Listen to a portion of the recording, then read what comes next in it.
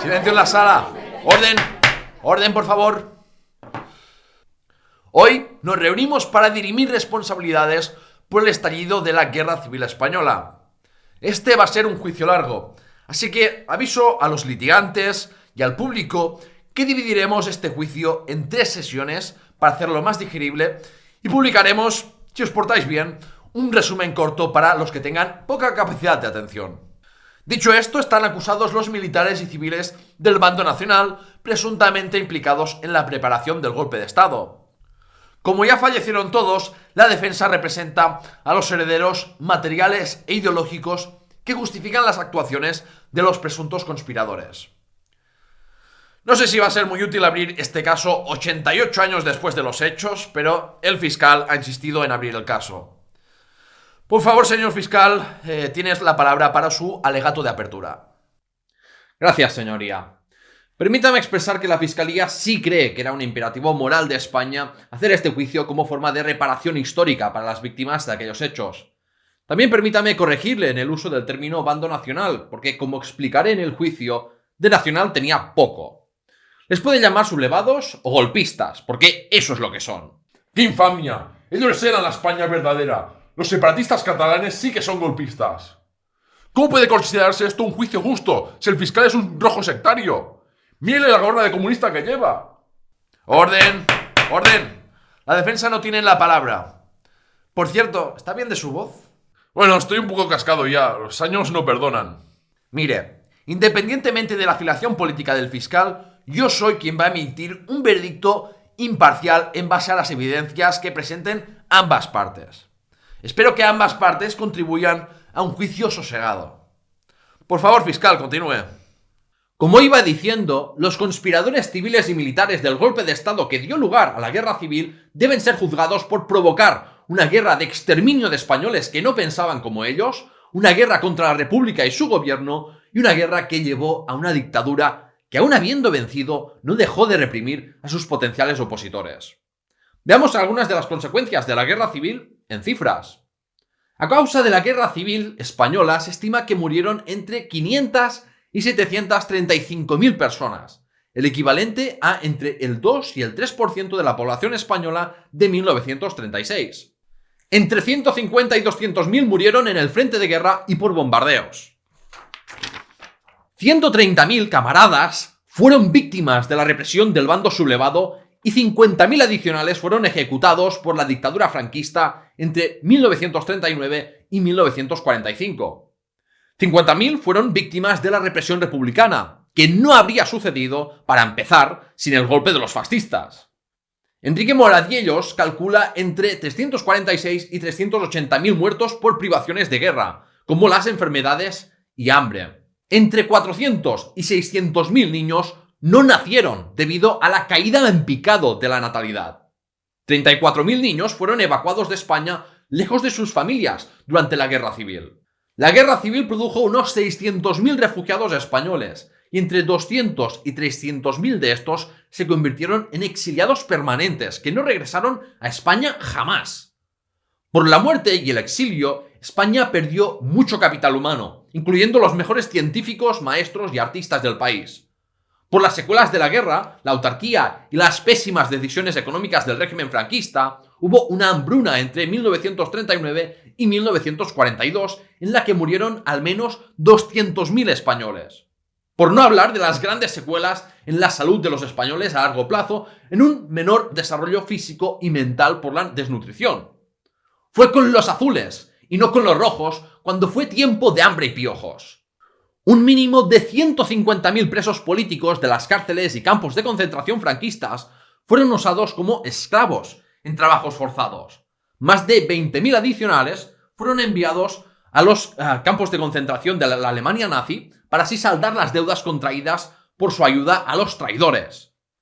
Si hablamos de la destrucción económica provocada por la guerra, puede consultar en los datos económicos que presento como evidencia que el PIB de 1940 retrocedió un 20% respecto a 1935. El PIB de 1950 se estima que habría sido un 25% mayor de no haber sido por la guerra. El Estado quedó endeudado hasta las trancas porque los sublevados se financiaron a crédito. Y podría seguir y dar muchos más datos para constatar el desastre causado por los golpistas. Esa fue la herencia que dejaban los que, en nombre de la salvación de España, se levantaron en armas. Y el régimen franquista se construyó sobre los cadáveres de cientos de miles de españoles. Quiero remarcar que tanto la República como el gobierno del Frente Popular fueron legítimos, porque se constituyeron por la voluntad expresada por la mayoría popular en las urnas. Fueron los golpistas los que atentaron contra la legalidad y contra una democracia liberal, y ante un golpe de Estado no hay neutralidad posible. La equidistancia ya es un posicionamiento a favor de los que atacan a la democracia, y no es posible repartir culpas por partes iguales como si fuera una guerra entre hermanos y ambos bandos hubiesen sido igual de antidemocráticos y de culpables. Hablar de dos Españas o de que la esencia de España es cainita y guerra civilista es una tontería insostenible, porque en todos los países hay izquierdas y derechas y no por eso se producen guerras civiles todo el rato. La guerra civil no fue inevitable. Ese relato solo sirve para exculpar a los verdaderos responsables de la guerra más sangrienta y destructiva de España.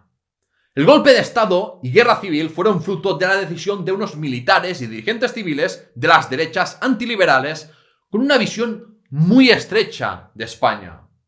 La Segunda República no estaba condenada al fracaso ni tenía que llevar a una guerra.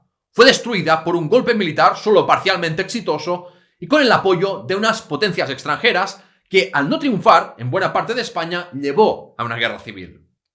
Las intervenciones extranjeras alargaron el conflicto y condenaron a la República a la desaparición al disponer los sublevados de más apoyos internacionales. Ya desde el mismo día de la proclamación de la República, el 14 de abril de 1931, hubo civiles y militares del régimen monárquico planeando un golpe de Estado en contra de la voluntad mayoritaria de los españoles. Las conspiraciones y un golpe de Estado de las derechas reaccionarias y antidemocráticas continuaron a lo largo de los años, y fue tras su fracaso en las urnas en febrero del 36 y su fracaso en dar un golpe blando que se decidieron a tomar el poder de forma violenta. Era una cuestión de lucha de clases, de unas élites políticas, económicas, religiosas y militares que no estaban dispuestas a ceder ni una pizca de su poder a las masas populares. La guerra civil fue una guerra entre las antiguas élites dirigentes, representadas por los militares, la nobleza, los terratenientes, burgueses y la iglesia, contra el campesinado y proletariado urbano, y además este golpe no solo estaba motivado por cuestiones internas, sino que contó con el apoyo de Italia y Portugal, que tenían sus propios intereses en tener un país fascista amigo. La lista de los implicados en el golpe acusados en este juicio es larga, pero los cabecillas por el lado militar eran los generales José Sanjurjo y Emilio Mola. Francisco Franco aún no era el militar más destacado antes de estallar el golpe. Luego está el coronel Valentín Galarza, encargado de coordinar las actividades de la trama civil y militar. Y por la parte civil, los más importantes en los preparativos del golpe fueron los monárquicos alfonsinos, del partido Renovación Española. Estoy hablando de José Calvo Sotelo, Antonio Goicoechea y Pedro Sainz Rodríguez, claves en obtener la ayuda del dictador Benito Mussolini. Y además estaba el multimillonario Juan March, que fue el más destacado financiador del golpe de Estado. Aparte de españoles, también fueron responsables del golpe de Estado Italia y Portugal, y como culpable ya de la guerra civil se sumó Alemania. En conjunto están acusados de delitos extremadamente graves. Delito de sedición militar por su sublevación armada. Delito de traición por confabular con una potencia extranjera, la Italia fascista. Y graves delitos que constituyeron crímenes de lesa humanidad y crímenes de guerra. Confío en demostrar que no hay duda de que fueron los conspiradores del golpe del 18 de julio los culpables de la guerra civil. Aquí termina mi alegato de apertura, señoría. Muy bien, espero que aporte pruebas sólidas para esas acusaciones. La defensa puede proceder en su alegato inicial. Señoría, este fiscal rojo calumnia a los que gloriosa y heroicamente salvaron a España de caer en las garras del comunismo. El fiscal miente al decir que la República y el gobierno del Frente Popular fueron legítimos, cuando ambos llegaron al poder saltándose la legalidad. No solo no fueron las derechas las que provocaron la guerra civil, sino que fue el PSOE el que la empezó con la Revolución de Octubre de 1934 contra un gobierno elegido en las urnas. Las izquierdas no creían en la democracia y solo veían la República como un paso intermedio para repetir en España una sangrienta revolución comunista como la vivida en Rusia. Querían someter y matar a los españoles de verdad, aquellos que defienden la tradición, la monarquía, la Iglesia católica y la unidad de España frente al separatismo del que son amigos los rojos. Cuando las hordas marchistas del Frente Popular se apoderaron ilegalmente del poder, lo primero que hicieron fue amnistiar a los asesinos revolucionarios del 34. Era un gobierno criminal, controlado por Moscú. Y desde el gobierno no solo no frenaron la oleada de violencia que los llevó al poder, sino que consintieron y promovieron los desórdenes públicos. En la trágica primavera del 36, los izquierdistas asesinaban a diario a patronos, propietarios de tierras, clérigos y políticos derechistas. Esos eran los mártires de la patria que ante la amenaza roja que pretendía desgarrar el alma de España, defendieron la santa unidad de nuestra gran nación. Se vivía ya un clima revolucionario y millones de españoles estaban aterrados por un terror rojo que sabían que iría más. Fue el asesinato del líder de la oposición, el honorable José Calvo Sotelo, un crimen de Estado en toda regla, lo que hizo que los militares defensores de la patria se levantasen en armas legítimamente contra un gobierno tiránico que los estaba matando y que había llegado al poder fraudulentamente.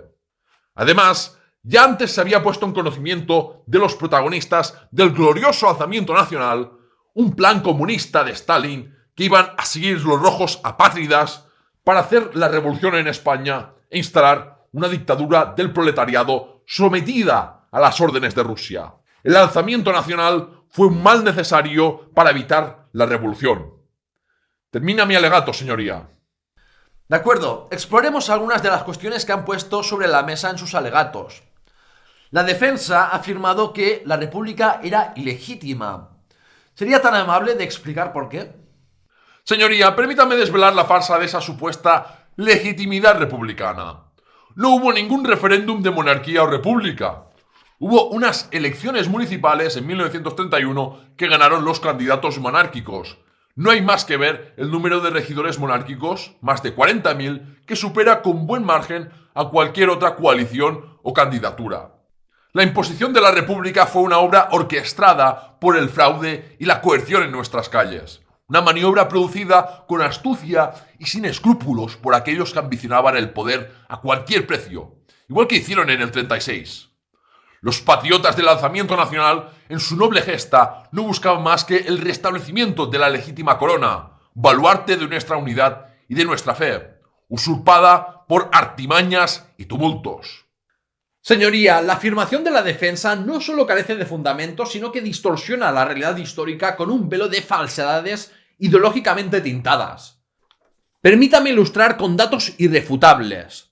Según los datos oficiales del Instituto Nacional de Estadística de 1931, 40.317 concejales republicanos fueron elegidos frente a los 33.284 monárquicos. Además, hay que tener en cuenta que existían caciquismos y redes clientelares que favorecían a candidatos monárquicos en el mundo rural, y que más del 20% de los concejales a elegir fueron elegidos aplicándose el artículo 29 de la ley electoral, que hacía que fueran proclamados sin elección candidatos sin opositores, lo cual favorecía mucho a los monárquicos. Los republicanos ganaron en 40 de 50 capitales provinciales, y vale la pena recordar que no importa el número de concejales, sino a cuántos votantes representan. Para ejemplificarlo, basta saber que en Madrid, con 950.000 habitantes, se elegían a 50 concejales, mientras que en el resto de su provincia, con 450.000 habitantes, se elegían a más de 1.600. El voto popular, incluso en bastiones conservadores, inclinó la balanza hacia la República, evidencia de un abrumador clamor popular por el cambio. Este recorte del 11 de abril del diario El Debate, vocero de la derecha, es una de las numerosas evidencias que demuestran que tanto los monárquicos como los republicanos plantearon las elecciones municipales como un plebiscito entre monarquía y república. El almirante Aznar, quien presidía el gobierno con su dicta blanda, respondió el 13 de abril a periodistas que le preguntaban si los resultados provocaron una crisis ministerial. Y respondió, cito, «Crisis ¿Qué más crisis desean ustedes que la de un país que se acuesta monárquico y amanece republicano? Fin de la cita. Al día siguiente se publicó en el diario ABC un manifiesto del rey reconociendo que ya no tenía el amor de los españoles y en él justificaba su salida del país para evitar una guerra civil. La legitimidad de la república, por tanto, no nace de una usurpación, sino de la voluntad popular y de su reconocimiento, incluso por quienes ostentaban el poder. La mayoría de cambios de régimen del mundo no se hacen de la ley a la ley, como en la transición de la dictadura franquista a la democracia, y no por eso son ilegítimos. El que sí fue ilegítimo fue el golpe fascista del 18 de julio contra una democracia. Miente. Las izquierdas querían hacerse con el poder como fuera. Y luego hicieron de la República su particular cortijo como si solo pudiera pertenecer a los rojos. Hay muchas evidencias para ello. No hay más que recordar las perlitas que decía el Lenin español, Francisco Largo Caballero, líder de ni más ni menos que el PSOE y la UGT. El 13 de enero de 1936 dijo esto en su discurso que recoge el diario El Socialista. Cita: la República burguesa no es una institución que nosotros tengamos que arraigar de tal manera que haga imposible el logro de nuestras aspiraciones. ¿De qué manera? Como podamos. Ya lo hemos dicho muchas veces. Nuestra aspiración es la conquista del poder político. Procedimiento, el que podamos emplear. Fin de la cita. O, el 20 de enero, dijo en Linares, cita: quiero decirles a las derechas que si triunfamos, colaboraremos con nuestros aliados. Pero si triunfan las derechas, nuestra labor habrá de ser doble. Colaborar con nuestros aliados dentro de la legalidad, pero tendremos que ir a la guerra civil declarada. ¡Protesto! Esa cita es falsa. No está recogida en ningún diario de la época. Le adjunto como prueba el diario El Socialista del 21 de enero de 1936, que recoge el discurso del camarada Largo Caballero en Linares. De acuerdo, lo comprobaré. La defensa puede proseguir. ¿Y qué tal esta frase del discurso en Linares? ¿También me dirás que es falsa? Cita: y nosotros como socialistas, marxistas, tenemos que decir que la sociedad capitalista no se puede transformar por medio de la democracia capitalista. Hay quien tiene la esperanza de que el capitalismo deje el camino libre al proletariado para establecer el nuevo régimen. Y otros pensamos que eso no es posible, que no hay ninguna clase que abandone el poder voluntariamente. Fin de la cita. Suena esto al discurso de un demócrata. Este espíritu revolucionario y violento era el que predominaba en las izquierdas. Y no solo se demuestra con discursos, sino con hechos. Hubo numerosas insurrecciones anarquistas contra la República, y el peor levantamiento contra el Estado fue la Revolución de Octubre de 1934, el verdadero inicio de la guerra civil y un ensayo de la tragedia y el terror rojo al que someterían a los españoles.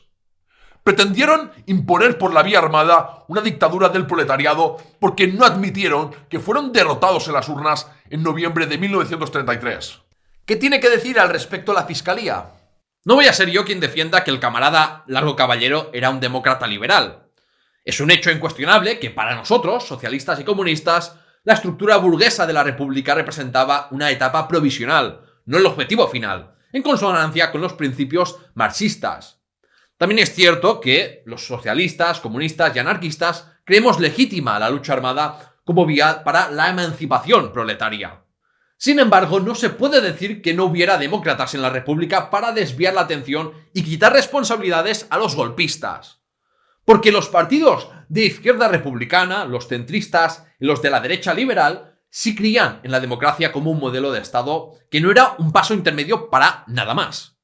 Además, los golpes de Estado no se preparan con discursos y soflamas revolucionarias. Si algo demostró la Revolución de Octubre de 1934 es que sin acceso a las armas que poseía el Estado, cualquier insurrección popular estaba condenada al fracaso, porque el ejército disponía de los medios para suprimirlas. También hay que decir que el programa que acordaron al formar la coalición del Frente Popular era un programa reformista socialdemócrata, lo que los obreros llamamos izquierda burguesa. En el programa electoral del Frente Popular se puede leer que los republicanos rechazaron las propuestas socialistas de nacionalizar la banca o nacionalizar las tierras. Los partidos de izquierdas burguesas sumaron más diputados en las elecciones del 36 que los de las izquierdas obreras, igual que había ocurrido en elecciones anteriores.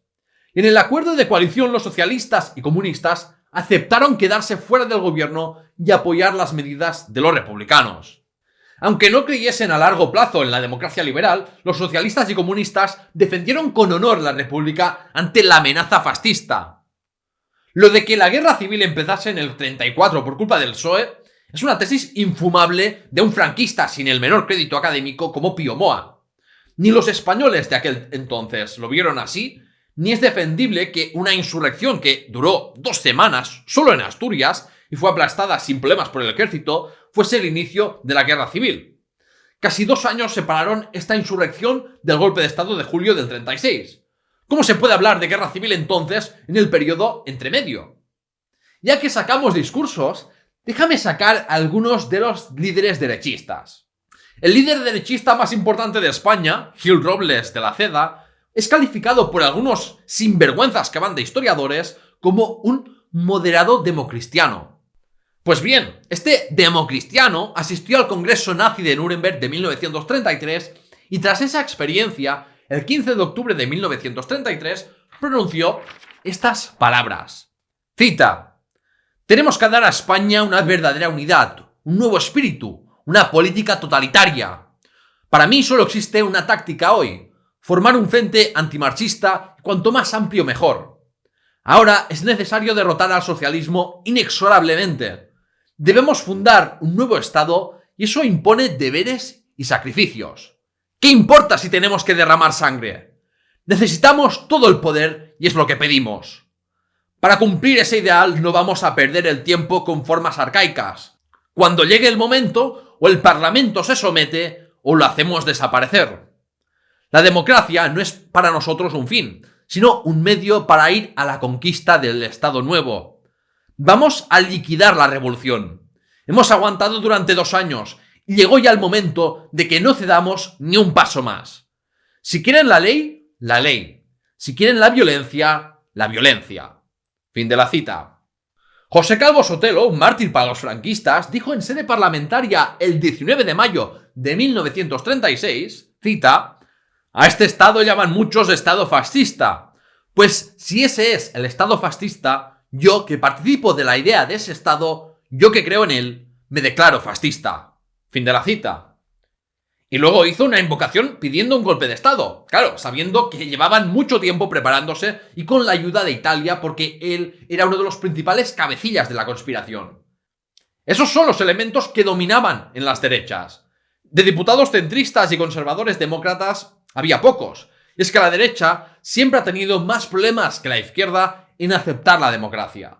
Si la República no hubiera sido excluyente con las derechas y no hubiera atacado los pilares de la nación española, el ejército, columna vertebral de la patria, no hubiera tenido que actuar. ¿Por qué dice la defensa que la República atacaba los pilares de la nación española? Será por su visión cerrada de nación española. Señor fiscal, le ruego no interrumpa. Tiene la palabra la defensa. Como dijo el gran historiador Marcelino Menéndez Pelayo, la grandeza y unidad de España resta en su tradición católica, como evangelizadora del medio mundo y martillo contra los herejes. La Segunda República desde el principio atacó al catolicismo, pilar de nuestra gloriosa nación y religión seguida por todos los españoles de bien. La República, desde sus albores, se ensañó contra esta esencia, permitiendo la profanación de nuestros templos con una impunidad que clamaba al cielo, como se pudo ver en la quema de conventos de mayo en Madrid, Andalucía o el Levante. Por si quedaban dudas, dejaron claro a todos los católicos y monárquicos que la República era incompatible con España. La Constitución de 1931, más un manifiesto del sectarismo anticlerical de las izquierdas que un texto legal, excluyó a todos aquellos que en su corazón guardaban la verdadera España. Era la Constitución de la anti-España. Los rojos rebautizaron calles y retiraron crucifijos de edificios públicos y escuelas. Subvirtieron el orden social blasfemando, amenazando a clérigos, agrediendo a católicos, atacando procesiones, quemando y saqueando el patrimonio eclesiástico o profanando tumbas. Detrás de esto se escondía una sed de sangre católica. Mataron a 23 clérigos durante el primer bienio y 37 durante la Revolución de Octubre.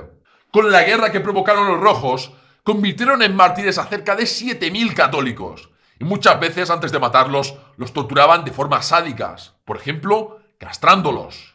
Eso fue desde siempre lo que desearon estos criminales antiespañoles. Y hubieran matado a muchos más hombres de fe de no haber sido por el alzamiento nacional que salvó a España del comunismo. Siguiendo la doctrina católica de Santo Tomás y del Padre Mariana, estaba bendecida por Dios la rebelión contra un gobierno tirano que quería oprimir y matar a los fieles, como había ocurrido y estaba ocurriendo en Rusia. Sí que suena intolerante la República contra la fe católica. ¿Qué tiene que decir ante eso el fiscal? La defensa omite muchos datos relevantes y presenta la violencia anticlerical descontextualizada.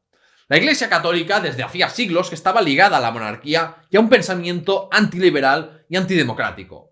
Era una institución que por sus propias acciones se identificaba con el viejo orden social, se inmiscuía en política, difundía una ideología conservadora que ocupaba los espacios públicos y privados y adoctrinaba a las masas para mantenerlas sometidas a las oligarquías del país.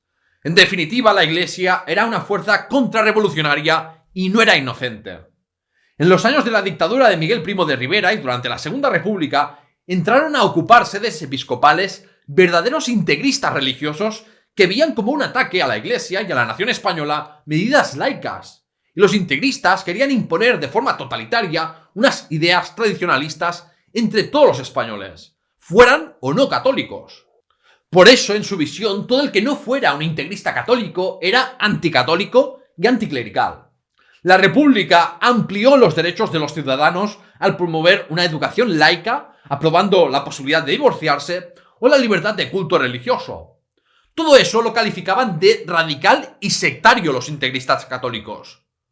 Como siempre, la derecha ve como un ataque que se amplíen los derechos porque sienten atacada su propia identidad de grupo, cuando nadie les obliga a usar esos derechos nuevos. Eso ha seguido pasando con los matrimonios de personas del mismo sexo o con la eutanasia. No aceptan que se puede ser español y no católico. Otros países europeos, como Francia o Portugal, habían secularizado su país antes, y España tenía pendiente esa tarea. Era normal que la Iglesia española se sintiera amenazada, porque con la Constitución de 1931 se quitaba el apoyo económico estatal a la Iglesia y les quitaban capacidad de adoctrinar a nuevas generaciones de españoles en las escuelas. Es lógico que la secularización generará resistencias, porque ningún grupo privilegiado y poderoso cede su poder sin antes pelear. Sobre la célebre quema de conventos de mayo de 1931, a la defensa se le ha olvidado comentar que esa violencia, esa oleada de violencia anticlerical se produjo después de que el arzobispo de Toledo y primado de España, Pedro Segura, publicase una pastoral hostil contra la República y animase a una rebelión para restaurar la monarquía. ¿Por qué se estaba metiendo en política el arzobispo? Es que ese ha sido precisamente el problema de España durante mucho tiempo, que militares y eclesiásticos se han puesto a veces por encima de un poder civil elegido democráticamente en las urnas. Las masas progresistas de la República estaban hartas de eso.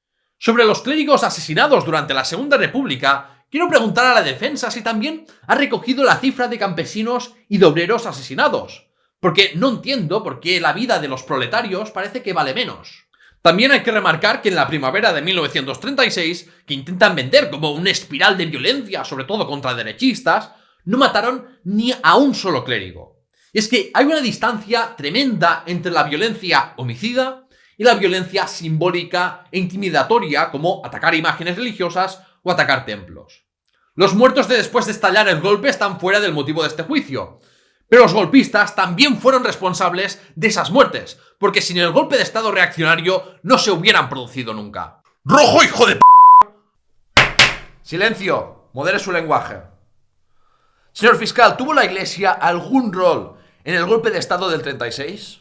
No estuvo involucrada en la preparación del golpe de estado, pero antes de eso contribuyeron a la polarización y a dar una justificación teológica a un levantamiento militar, empleando las teorías políticas de Tomás de Aquino y Juan de Mariana respecto al tiranicidio, tal y como ha mencionado antes la defensa.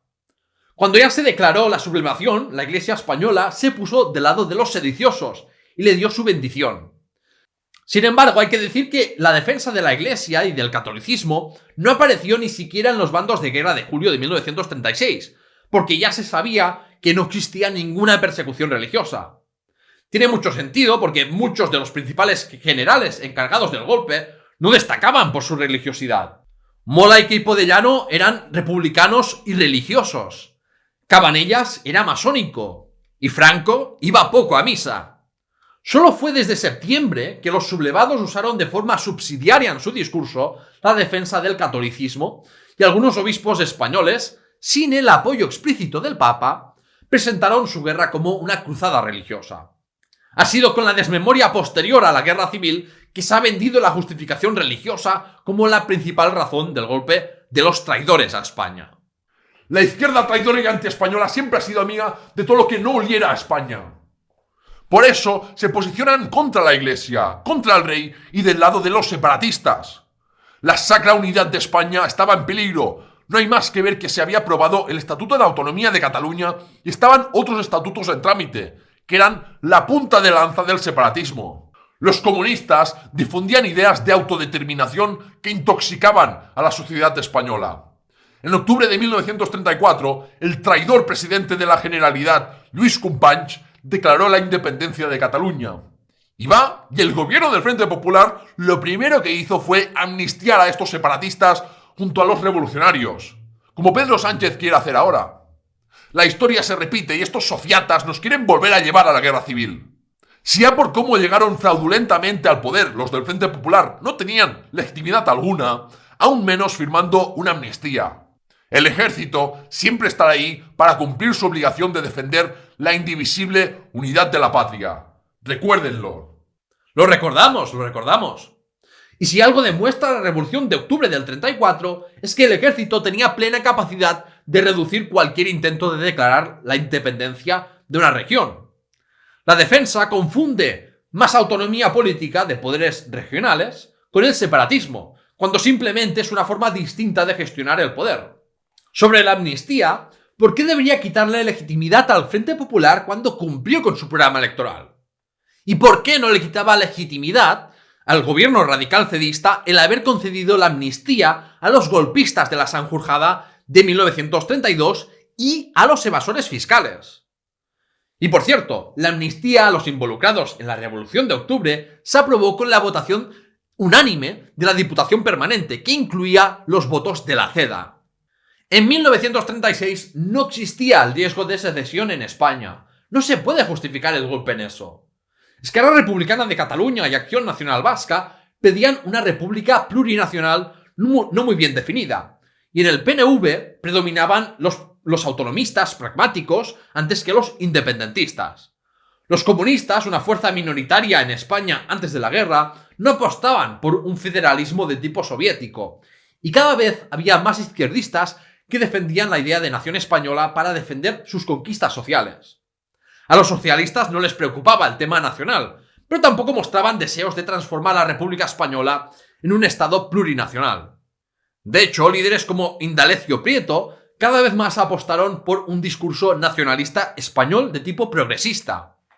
Los partidos socialistas y comunistas, que eran nacionalistas periféricos, eran muy minoritarios. Así que el temor al separatismo era infundado en 1936. Y parafraseando las palabras del conspirador fascista José Calvo Sotelo, era más probable una España roja que rota. Quienes sí que rompieron España fueron los golpistas. Quería preguntarle algo a la defensa. ¿Por qué afirma que el gobierno del Frente Popular era ilegítimo y llegó fraudulentamente al poder? Señoría, el dictamen de la Comisión sobre Ilegitimidad de los Poderes Actuantes del 18 de julio de 1936 y más recientemente el libro 1936, Fraude y Violencia en las elecciones del Frente Popular, de los reputados historiadores Manuel Álvarez Tardío y Roberto Villa García, demuestran de forma impecable que las elecciones de febrero de 1936 estuvieron marcadas por la violencia y el fraude electoral. Hordas de izquierdistas coaccionaron a los votantes de derechas e impidieron el voto de otros. ¿Democracia? Más bien una farsa al servicio del comunismo internacional. El Frente Popular no obtuvo la mayoría absoluta y formó gobierno cuando ni siquiera se había terminado el recuento y no se había publicado aún ningún resultado del escrutinio oficial. Y eso les dio la oportunidad de manipular el resultado. En 8 circunscripciones hubo fraudes que beneficiaron de forma decisiva al Frente Popular. Y en Cuenca y Granada anularon el resultado electoral y obligaron a repetir elecciones de forma totalmente injustificada, solo porque ganaron los patriotas ahí. Por no hablar de las anulaciones de actas en beneficio del Frente Popular. Si hasta estuvieron a punto de anular el acta de diputado de don José Calvo Sotelo. Eso no era un gobierno democrático. Era un gobierno tiránico constituido de manera ilegal. Quienes dieron un golpe de Estado enmascarado bajo la engañosa apariencia de un proceso electoral fueron los rojos, que como decía el Lenin español, obtendrían el poder al precio que fuera, por las urnas o por las armas. El glorioso alzamiento nacional del 18 de julio no fue un golpe de Estado, fue una respuesta necesaria y heroica de nuestro ejército para salvaguardar a España del comunismo, el separatismo y de quienes habían dado un golpe contra la legalidad. Demasiado tardaron en dar respuesta a ese atropello legal. ¿Es cierto eso, señor fiscal? Es absolutamente falso. La defensa está usando literatura franquista que no se sostiene con los datos que tenemos. Yo, en cambio, he proporcionado una historiografía reciente y sólida a su señoría. Sí que hubo fraude y violencia, igual que en las elecciones generales anteriores, y que elecciones de la misma época en otras partes de Europa. Pero este fraude y violencia fue mucho más en contra de la izquierda que a la inversa. Y no hay que ser un lumbreras para entenderlo. Las derechas y los centristas controlaban el gobierno central, los gobiernos provinciales y la mayoría de ayuntamientos de España, porque con la Revolución de Octubre del 34 aprovecharon para quitar de forma injusta alcaldes y concejales elegidos democráticamente en 1931, que cambiaron por gestoras. En zonas rurales y de tradición caciquil y de clientelismo político están documentados muchos casos de fraudes puros y técnicos, compras de votos, amenazas y toda clase de obstáculos para votantes izquierdistas. El Frente Popular ganó limpiamente a contracorriente frente a todos los obstáculos que le pusieron por delante, y un medio derechista metido en la conspiración del golpe de Estado como el ABC adelantó el escrutinio estimado y ya salía que la coalición izquierdista había ganado por mayoría absoluta. Cuestionar la victoria y la legitimidad del gobierno del Frente Popular es absurdo con las pruebas que tenemos. Para más información sobre el tema, adjunto en las evidencias un episodio realizado por David Cot llamado ¿Pucherazo en el 36? Lo explica muy bien. Le aconsejo también suscribirse a su canal de YouTube y 2 podcasts, La Historia de España, Memorias Hispánicas, y le animo a apoyarlo en Patreon, que un buen chaval tan dedicado a la divulgación lo merece. Fiscal, no sea tan descarado que nos van a matar a dislikes. ¿Su fuente es un vídeo y un podcast? ¿Qué credibilidad tiene eso? Está bien documentado con fuentes reputadas. ¿Cómo podrá examinar el juez? Seguro que son mentiras elaboradas por historiadores progres. Déjense de discusiones. Yo voy a ser quien va a determinar cuán fiables son las evidencias que aporten. Tomemos un receso y continuemos mañana para hablar de los argumentos de la defensa sobre la primavera de 1936, el asesinato de José Calvo Sotelo y el presunto plan comunista para una revolución en España. Se levanta la sesión.